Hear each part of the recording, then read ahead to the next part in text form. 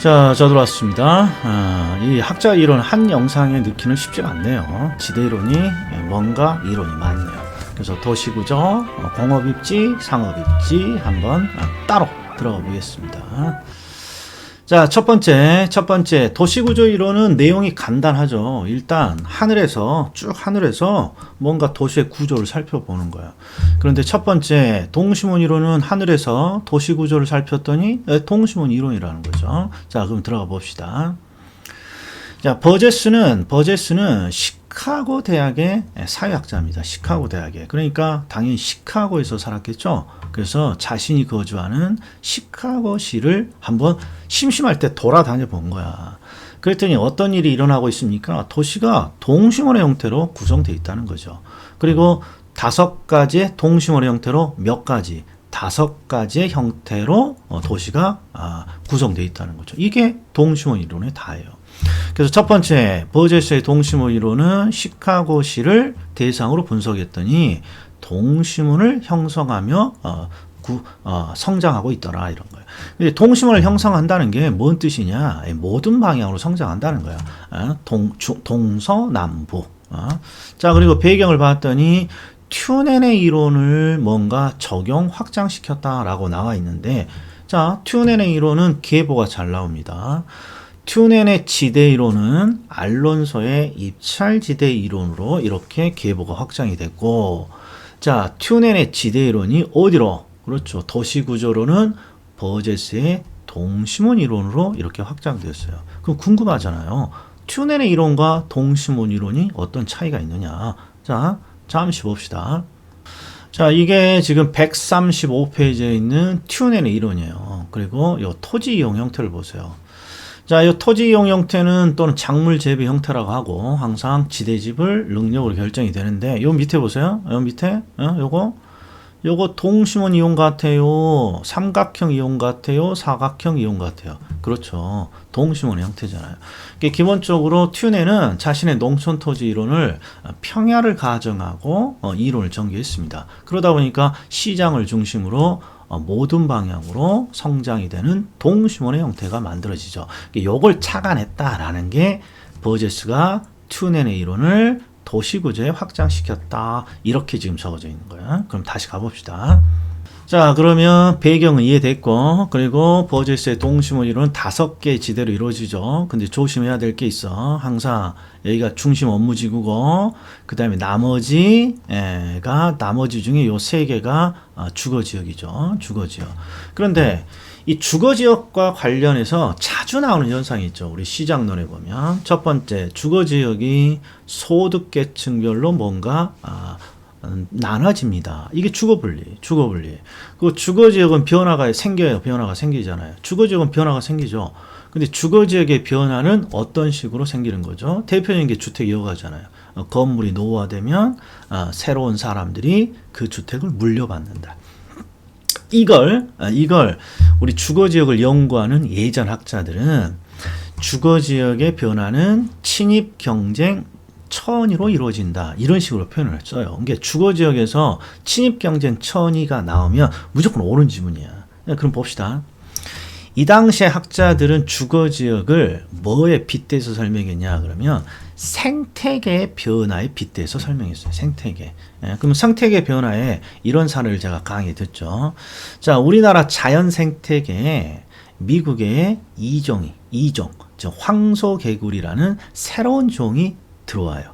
이게 침입이잖아요. 그리고 이런 침입이 이루어지면, 새로운 종이 침입이 이루어지면 생태계가 변화되지 않습니까? 이런 것처럼 생태계의 변화를 주거지역의 변화로 빗대 설명했어요. 이게 어떤 주거지역에 새로운 주민들이 이사 들어와요. 이게 침입이에요. 그리고 이런 침입이 일어나면 주거지역은 변화가 생기겠죠. 그래서 이 주거지역의 변화를 생태계에 빗대서 생태학적으로 분석했다, 또는 친입경쟁 천이라는 표현을 자주 쓴다. 그러면 이게 버제스의 동심원 이론이 되는 거야. 자, 그리고 이 5개 지대 중에 다른 것들은 다 이해가 돼요.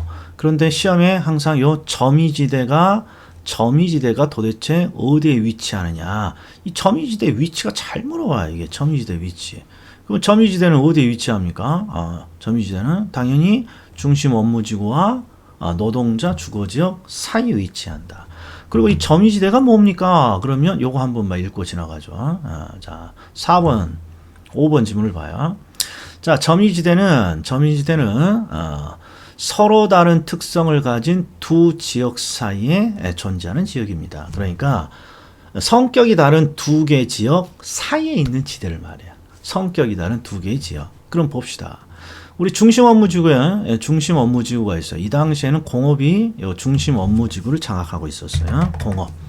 그리고 점유지대가 있고 그 다음은 뭐가 있어요? 그 다음은 전부 다 주거지역이 있죠. 그러니까 이 점유지대는 두 가지 용도 사이에 있는데 하나는 공업지역과 주거지역 요 사이에 있다 이런 말이에요. 이게 점유지역이에요. 근데 두 가지 용도 사이에 있다 보니까 항상 점유지대는 두 용도가 섞여 있어. 두 용도가. 그게 바로 요 밑에 있는 내용이에요. 점유지대를 안쪽과 바깥쪽을 구분해 보면 점유지대 내측이죠. 요 부분이겠죠. 요 부분. 이렇게.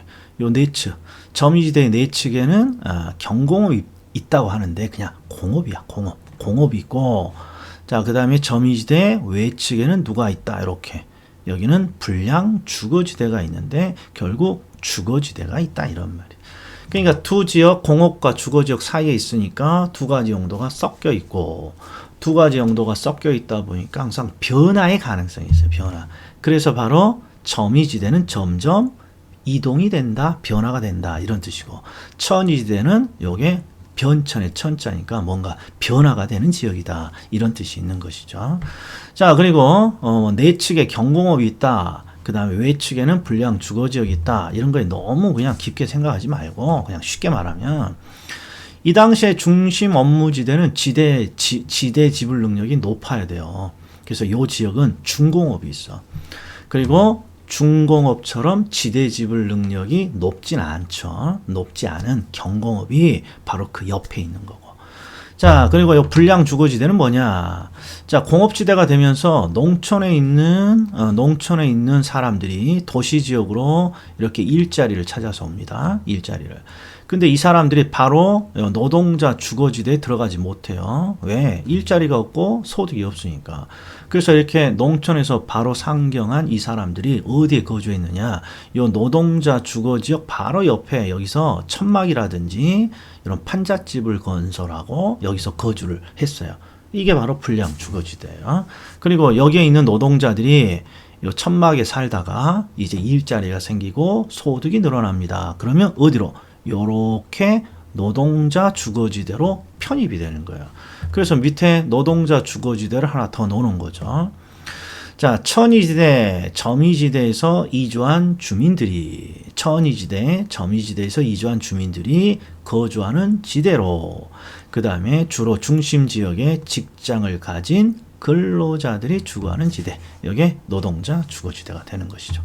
자, 그래서 세 가지만 딱 기억하자고요. 버제스의 동심원 이론은 첫 번째 튜넨의 이론을 튜넨의 이론을 확장시켰고 5개 지대, 중점, 노중통, 그리고 키워드 시카고시를 분석했다. 생태계에 빗대서 주거지역을 설명했다. 침입경쟁 천이, 생태학적 분석, 침입경쟁 천이 이렇게. 예. 자, 그러면 이제 오른쪽에 보면 이제 선형 이론이 나오죠. 선형 이론. 자, 역사적으로 버제스가 시카고시를 뭔가 분석을 했어요. 그랬더니 호이트가 버제스는 시카고시만 분석했잖아요. 그래서 야, 시카고시 말고 다른 도시는 어떤 구조를 갖고 있을까 해서 미국의 142개 소도시를 분석합니다. 이게 호이트의 선형 이론이에요. 미국의 142개 도시를 분석했다면 이게 조금 더 그렇죠. 발전된 이론이고 이게 조금 더 일반화된 이론이죠. 그럼 봅시다. 자, 버제스 시카고시는 평야지대예요. 그러니까 모든 방향으로 도시가 성장을 하는데 이 일반적인 소도시들은 평야가 아니라는 거야. 무슨 뜻이니? 이쪽에 보면 이렇게 산도 있고 이쪽에 보면 이렇게 강도 있어요. 그럼 산과 강을 뚫고 도시가 성장할 수 없죠. 그래서 도심에 뭘 따라서 도로를 따라서 뭔가 주거지가 형성이 된다. 도시 구조가 형성이 되더라. 이런 거예요. 그래서 여기서 딱 하나만 보면 5번이 고소득층이잖아요. 그러니까 도로가 어디니? 그러면 요 고소득층 요 중심에 이렇게 도로가 이렇게 있는 거예요. 그래서 항상 고소득층이 도로에 먼저 자리를 잡고 그 다음에 소득계층별로 이렇게 분리되니까 이런 식의 부채꼴 모양의 어떤 주거지가 이렇게 형성이 되는 겁니다. 그래서 도로를 따라서 부채꼴 또는 요 부채꼴을 미국의 사람들은 쐐기형이라고도 하죠. 그래서 도로를 따라서 부채꼴, 도로를 따라서 쐐기 형태로 도시가 구조되더라. 이게 보다 더 발전된 일반화된 이론이에요. 자, 그리고 요거 꼭 좀 기억하셔야 돼요. 자, 호이트의 선형 이론은 소득을 강조했다고 돼 있어요. 소득. 그럼 이 소득을 강조했다는 게 뭐니? 그러면 우리 버제스의 동심원 이론은 요 중심 업무지구로부터 중점 노중통, 노동자 주거지대, 통근자 주거지대 이런 식의 형태를 썼잖아요. 용어를.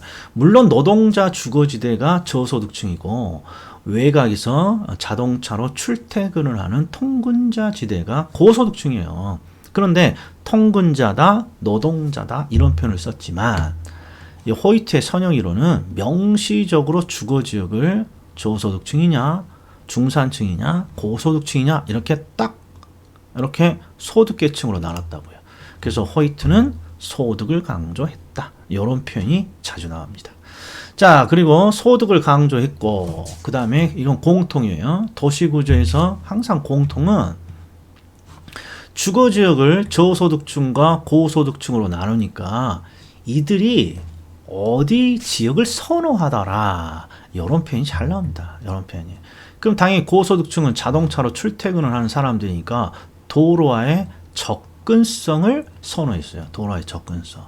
그리고 저소득층은 노동자 계층이니까 고용기회가 많은 지역을 선호하는 거고 고용기회가 많은 지역을 선호하는 거고 자, 그래서 어디까지 흘러왔니? 시카고시를 대상으로 버제스가 동심원의 구조를 밝히자 호이트가 미국의 142개 도시를 분석해서 야, 동심원이 아니라 도로를 따라 부채꼴 형태로 뭔가 도시구조가 만들어져 이렇게 선형 이론을 발표했어요.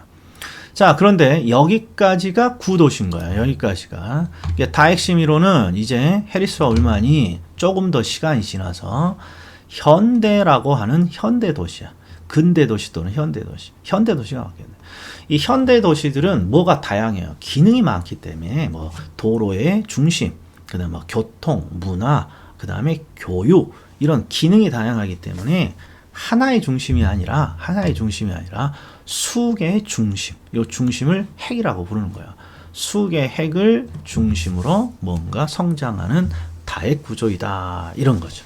그러니까 버제스의 동심호 이론, 그 다음에 호이트의 선형 이론, 여기에 구도시를 일컫는 거고 현대도시는 기능이 많아서 뭐 교통의 중심, 교육의 중심, 문화의 중심 이렇게 여러 중심을 갖고 동시다발적으로 도시가 성장한다는 거죠.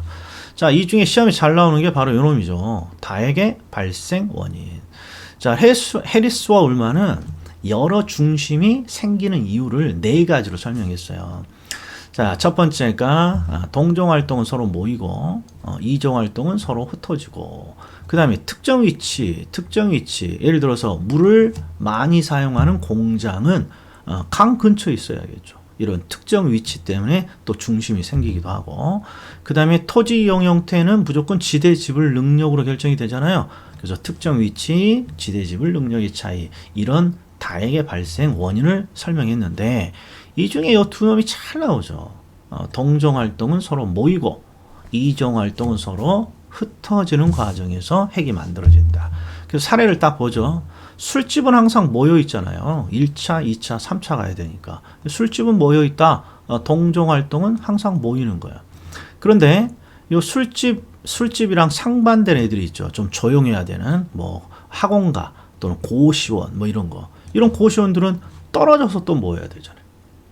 그래서 항상 동종활동들은 모이고 서로 상반되는 애들은 떨어져서 모이고 그러다 보니까 계속해서 핵이 만들어지더라. 이게 해리스와 울만이 제시한 다핵 이론이죠. 자, 그러면 이제 어디로 간다? 공업입지로 가야죠. 공업입지. 140페이지. 이렇게. 공업입지. 공업입지는 시험에 잘은 안 나와요. 그래서 최소 비용 이론, 그 다음에 레쉬의 이론만 한번 봅시다. 자, 문구 그대로 배번은 최소 비용이 최소인 지점이 공장의 최적 입지이다. 이런 식의 표현을 썼네요. 하나 보세요. 자, 공장이 뭔가 이득을 많이 내기 위해서는 기본적으로 비용을 줄이는 게 맞겠죠. 그래서 비용이 최소인 지점이 공장의 최적 입지입니다. 이게 베버의 최소 비용 이론의 핵심이죠. 자, 그런데 요 밑에 있는 내용 잘 나옵니다. 자, 베버는 산업 입지에 영향을 주는 요인으로 세 가지를 들었어요. 수송비, 노동비, 직접 이익 세 가지를 들었고 그 중에서 가장 중요한 요인은 수송비라고 주장했다. 이건 지대 이론에서도 마찬가지죠. 튜넨이 위치에 따른 수송비를 강조했고 그 다음에 헤이그가 마찰 비용, 교통비를 강조했다. 이 말은 이 당시는 항상 수송비, 교통비가 대단히 중요한 비용이라니까.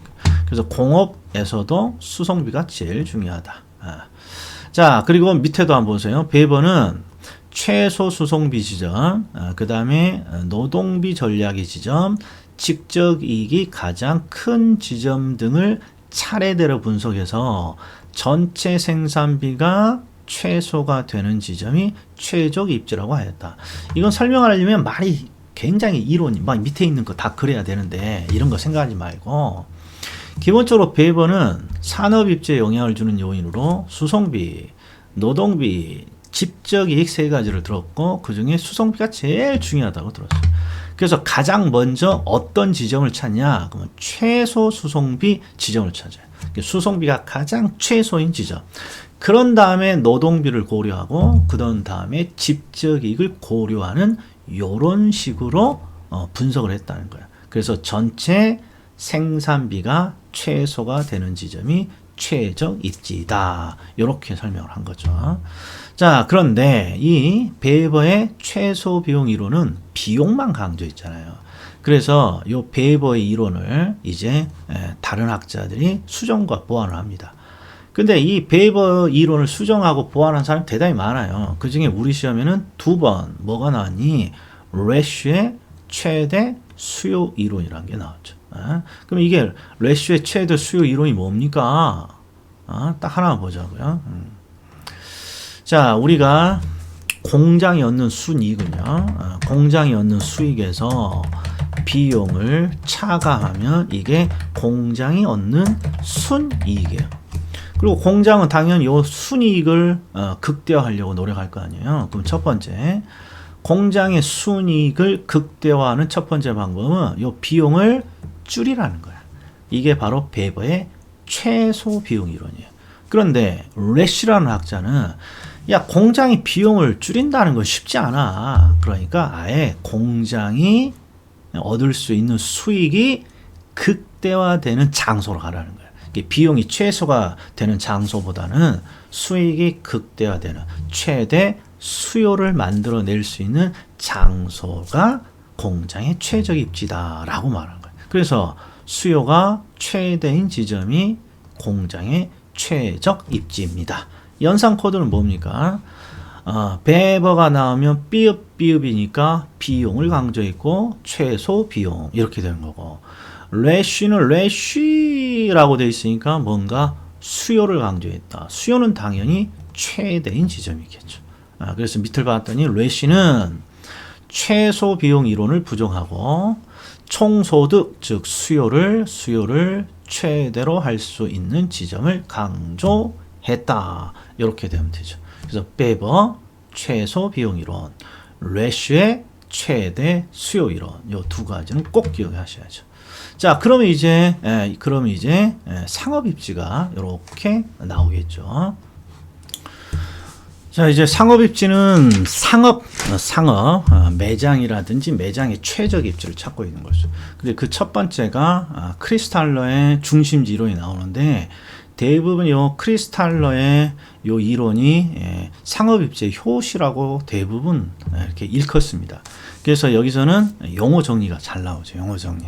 그래서 항상 용어 정리의 첫 번째 두 가지, 중심지는 상업 기능을 제공하는 지역, 장소, 현대 개념으로 하면 매장들을 말하는 거고, 배우지는 이 상점, 매장 주변에 있는 지역, 이게 바로 흔히 상권이라고 하는 거죠. 상권. 고객이 존재하는 범위, 상권. 그래서 중심지는 상업 기능을 제공하는 지역이고, 배우지는 상업 기능을 제공받는 지역이고. 자, 그런데 이제 여기서부터가 이제 중요한 표현이 나오죠. 최소 요구치, 재화의 도달 범위. 자, 최소 요구치라는 건 중심지가 존속하기 위해 필요한 최소한의 고객들이 있는 범위예요. 그러니까 여기서부터 기억하셔야 돼요. 항상 중심지가 존속하기 위해서 필요한 최소한의 고객 수가 뭐냐? 그러면 또이또이 지점이야. 또이또이 지점. 그래서 제가 이렇게 하나 사례를 그렸죠. 자, 피자집이야. 피자집. 자, 피자집을 오픈한 사장님은 첫 번째 뭐부터 확인해 보냐. 피자집으로 떼돈을 벌려는 게 아니라 피자집을 운영하게 되면 고정비가 바로 발생한단 말이에요. 그래서 야, 고정 비용은 좀 고정 비용을 뺄 수 있는 최소한의 고객 수, 즉 또이또이 지점, 손해를 안 보는 또이또이 지점, 손익분기점을 만드는 고객의 수, 이런 걸 찾아봐요. 그랬더니 한 50명 정도 피자집을 이용하면 손익분기, 손해는 없을 것 같아. 그러면 요걸 최소한의 고객 수, 중심지가 유지되기 위한 최소한의 고객 수, 요걸 최소 요구치 이렇게 불러요. 그리고 이 최소 요구치가 주변에 어디 있니? 이렇게 찾아보면 대부분 이렇게 주변에 있겠죠. 그래서 요 최소 요구치에 해당하는 고객이 어디에 분포합니까? 이렇게 찾으면 요 안에 있잖아요. 그래서 요걸 최소 요구치 범위 이렇게 부르는 거예요. 그래서 중심지가 존속하기 위해 필요한 최소한의 고객 수, 여기 최소 요구치. 이들이 어디에 위치합니까? 최소 요구치 범위. 그럼 이제 해봅시다. 피자집 사장님이 요 최소 요구치 범위 안에서 이렇게 부지런히 배달을 가면 돈은 못 벌어요. 왜? 손익분기 또이또이만 맞추는 거지. 그래서 피자집 사장님은 요 최소 요구치 범위를 벗어난 밖으로 피자를 도달시켜야지 뭔가 추가적인 이득을 얻는 거예요. 그래서 이게 재화의 도달 범위. 그리고 위를 읽어봤더니 중심지 기능이 미치는 거리. 야, 중심지 기능이라는 건 여기서 피자집이 중심지고, 중심지 기능이라는 건 피자의 배달이잖아요. 피자의 배달이 이루어지는 끝거리. 이게 한글 겨울이죠. 자, 그래서 밑에 보시면 이제 요 용어를 정리한 이유는 바로 요것 때문에 그렇습니다. 크리스탈러는 두 가지 정도가 시험에 나오는데, 첫 번째 중심지의 생성 조건, 즉 중심지라는 피자집이 살아서 성장할 수 있는 조건이 뭔가요? 그럼 간단하죠. 항상 최소 요구치 밖으로 피자를 배달시켜야죠. 그래서 최소 요구치 밖으로 재화를 배달시켜야 된다, 도달시켜야 된다. 요게 일단 시험에 잘 나오는 거죠. 요게 34에도 요거 나왔네요. 그 다음에 중심지 계층이라는 게 있어요. 크리스탈러는 중심지가 다 같은 중심지가 아니라는 거예요. 매장이 다 같은 매장이 아니다. 어떻게 다르니? 큰 매장이 있어. 홈플러스, 이마트, 큰 매장. 이런 걸 고차 중심지라고 불렀단 말이에요. 그리고 24시간 편의점, 이런 것들을 저차 중심지라고 부르고, 원래는 이제 중차도 있어요. 근데 제가 그냥 고차와 저차 이렇게 두 가지로 나누죠. 그럼 어떤 식이니? 항상 이렇게 피라미드 구조를 이렇게 만들어 보면 고차 중심지는 수가 적어요. 그래서 고차 중심지 수는 적고, 밑에 저차야. 저차 중심지로 가면 24시간 편의점들 작은 매장은 수가 많아지고, 그러니까 고차로 갈수록 수가 줄고 저차로 갈수록 수가 늘어나는 피라미드의 어떤 계층 구조를 가지고 있다는 거야. 이게 바로 중심지의 계층이에요. 그래서 중심지의 계층이 나오면 중심지는 그렇죠. 크기에 따라서 고차, 중차, 저차 이런 식으로 뭔가 구분이 되고, 고차로 갈수록 수가 적고 저차로 갈수록 수가 많은 이런 피라미드의 계층을 가지고 있다. 그래서 중심지의 생성 조건, 중심지의 계층 나오면 크리스탈의 중심지 이론이죠. 자, 그럼 이제 나머지는 중력 모형인데, 중력 모형은 계산 문제가 중심이니까 포인트만 알면 되죠. 기본적으로 중력. 자, 허프와 레일리의 모형의 기본 틀은 뭡니까? 허프와. 자, 두 가지 어떤 매장이 있어요. 두 가지 매장. 그리고 이 두 가지 매장을 동시에 이용할 수 있는 고객이 밑에 있어. 고객이. 그러니까 이 두 매장 A와 B라고 가정하면 A로 고객이 몇 명이 가고 B로 고객이 몇 명이 갑니까? 이런 뜻이에요. 이런 뜻. 그러니까 한번 봅시다. 자, 우리 강의할 때랑 다르게 컨버스의 분기점까지 한번 싹 살펴보죠. 자, 첫 번째 보세요.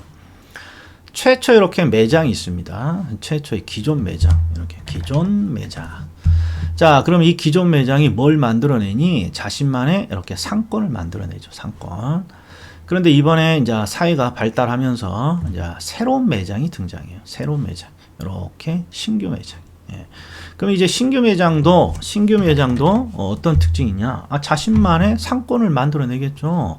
이렇게 자신만의 상권을, 이렇게 자신만의 상권을. 그럼 이제 그럼 이제 어떤 일이 벌어집니까? 두 상권이 이렇게 겹치는 지역이 있단 말이에요. 이렇게 겹치는 지역.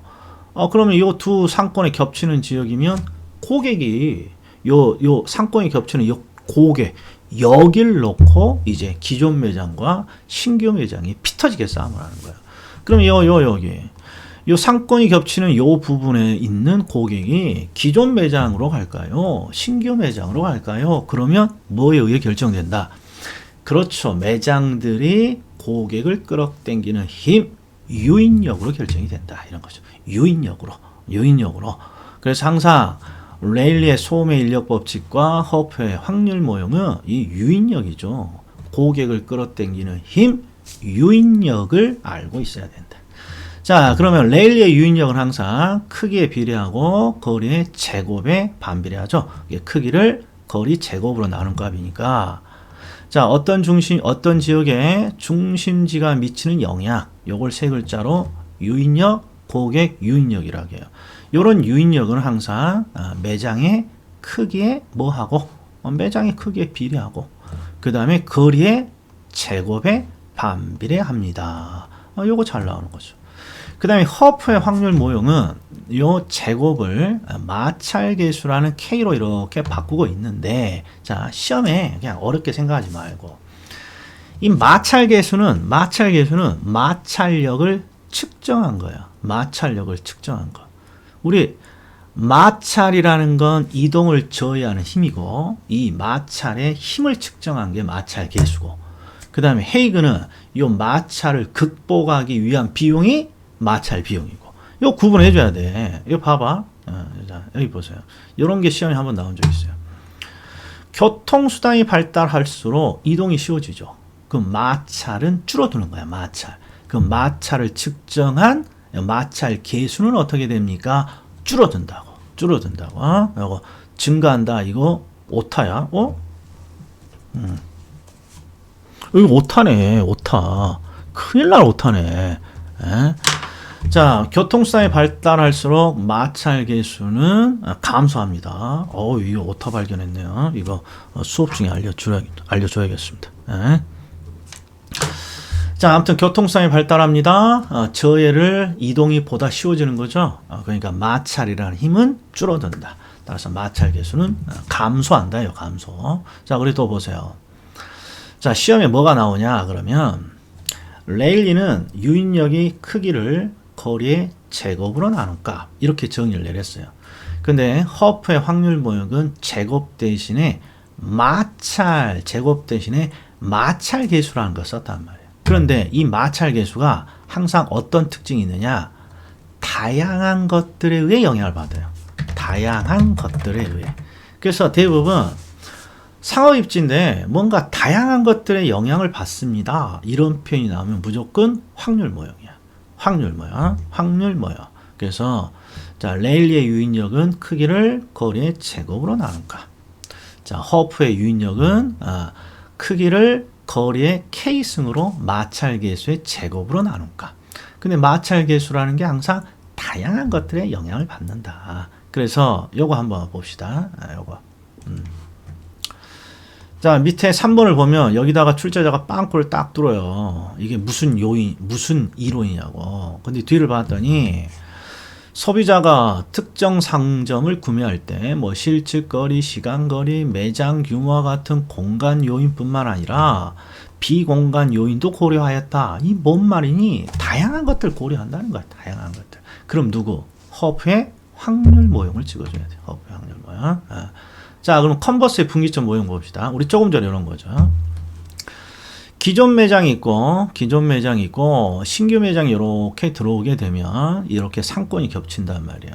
그럼 상권이 겹치는 요 부분에 고객을 놓고 서로 피 터지게 이제 경쟁을 하는 거예요. 근데 이제 컨버스는 뭐라고 한 말했냐? 요 신규 매장을 만드는 요 매장의 사장한테 야, 이 멍충아, 뭐 하려고 이렇게 매장을 기존 매장과 가까이 위치해서 상권이 겹치도록 하냐 이런 말이야. 신규 매장을 적당한 거리를 이렇게 띄워. 그럼 뭐가 되는 거야? 요 상권이 이렇게 겹치지 않고 요렇게 상권이 겹치지 않고 요렇게 만나도록 적당한 위치를 이렇게 띄우라는 거야. 그럼 경쟁할 필요가 없잖아요. 이게 컨버스의 분기점 모양이에요. 그래서 컨버스는 레일리의 모형을 수정했습니다. 이 말은 컨버스도 유인력이 레일리랑 똑같다는 뜻이고, 자, 여기 두 경쟁 지역 사이의 상권의 경계, 여기 요 상권의 경계, 요 상권의 경계를 분기점이라고 부르고, 요 분기점을 찾는 모형을 만들어냈다는 거죠. 어디서? 기존 매장에서 어디까지 몇 킬로미터 요거죠.